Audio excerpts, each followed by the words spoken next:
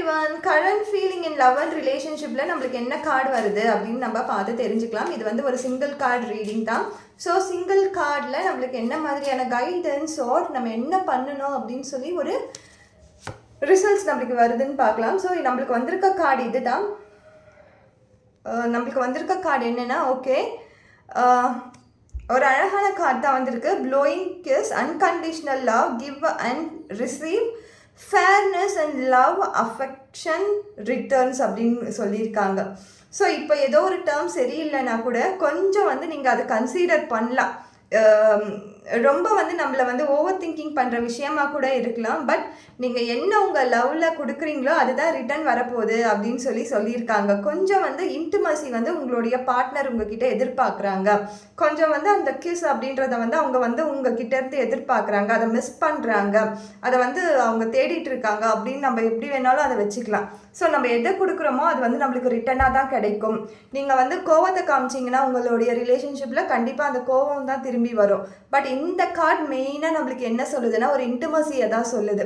So ஏதோ வந்து அங்கே மிஸ்ஸிங்காக இருக்குது, சம்திங் இஸ் மிஸ்ஸிங். ஸோ அதை சொல்கிறது தான் இந்த கார்டு நம்மளுக்கு காட்டுது. ஏதோ ஒரு ரீதியில் வந்து உங்களை அவங்க வந்து மிஸ் பண்ணிகிட்டு இருக்காங்க. அது லஸ்ட்டாக கூட இருக்கலாம், லவ்வாக கூட இருக்கலாம். ஏதோ ஒரு விஷயத்தில் வந்து உங்களை மிஸ் பண்ணிகிட்டு இருக்காங்க, அதை தேடிட்டு இருக்காங்க.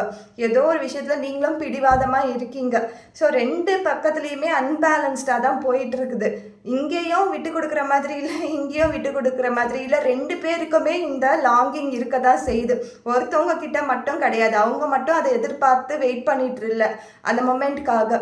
நீங்களும் தான் அதை வெயிட் பண்ணிட்டு இருக்கீங்க. ஸோ அது என்னன்னு சொல்லி கொஞ்சம் கன்சிடர் பண்ணுங்க. உங்கள் சிச்சுவேஷன் உங்களுக்கு தான் புரியும் என்ன நடந்துட்டு இருக்கு அப்படின்னு சொல்லிட்டு. கண்டிப்பாக அது வந்து ரெண்டு பேருக்குமே தேவைப்படுற ஒரு விஷயமா தான் இருக்குது. ஸோ நீங்களே கன்சிடர் பண்ணுங்கள் உங்கள் ரிலேஷன்ஷிப்பில் இப்போ என்ன லாங்கிங்கில் ரெண்டு பேருமே இருக்கீங்கன்ட்டு.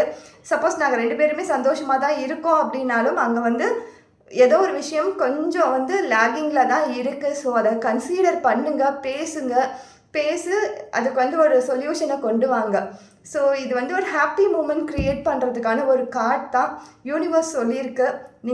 நீங்கள் ரெண்டு பேருமே உங்கள் ரிலேஷன்ஷிப்பில் பேசி அதற்கான முடிவு எடுத்துக்கோங்க. Thank you so much.